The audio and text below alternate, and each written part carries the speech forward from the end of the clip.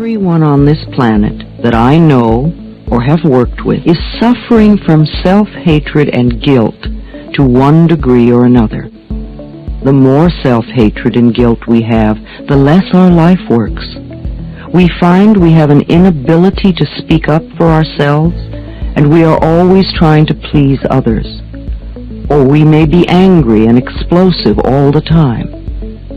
The less self-hatred and guilt we have, the better our lives work on all levels. This includes the health of the body too. It has been my experience that the very bottom line for everyone I have worked with is always, I'm not good enough. And we often add to this, I don't do enough, or I don't deserve. Does this sound like you? Always saying or implying or feeling that you are not good enough? But for whom? And according to whose standards? Now, if these negative beliefs are very strong in you, then how can you possibly create a loving, joyous, prosperous, healthy life? Somehow your subconscious beliefs would always be contradicting these objectives and making sure you do not obtain your goals.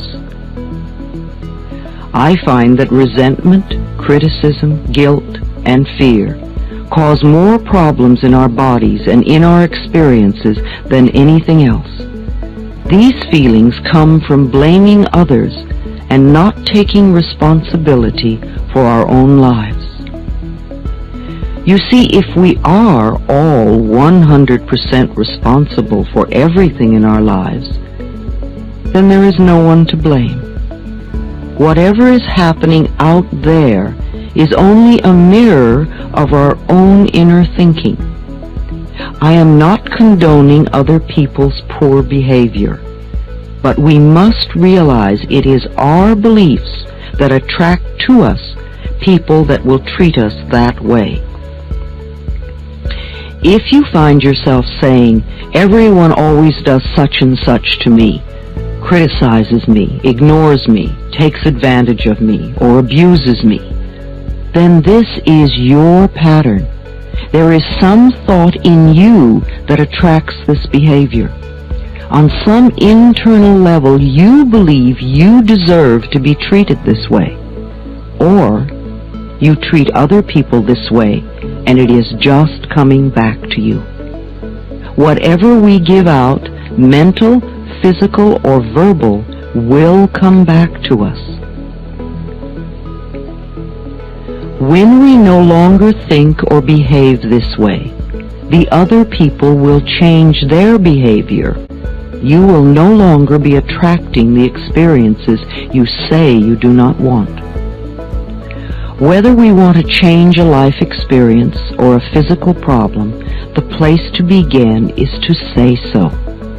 Literally say, I am willing to release the pattern within me that is creating this experience or this condition. You can say this to yourself over and over every time you think of your illness. The minute you say this affirmation, you are stepping out of the victim role. You are no longer helpless. You are acknowledging your own power. You are saying, I may not understand it, but somehow I am beginning to understand that I contributed to creating this problem, and now I take my own power back, and I am releasing it and letting it go. What a powerful statement to have your subconscious mind supporting. As I said, resentment of others, criticism of ourselves, guilt over the past, and fear of the future are the most damaging mental thought patterns we can have. This kind of internal dialogue creates and maintains dis-ease in the body. These thoughts can destroy the body. When we can accept ourselves right now, as we are right now, without any criticism or judgment, then we are truly loving ourselves, and the negative patterns must dissolve.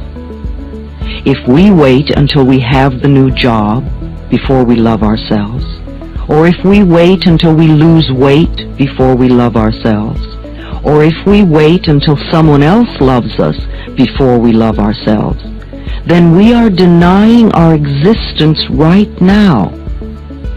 If we wait until we become perfect before we love ourselves, we waste our lives.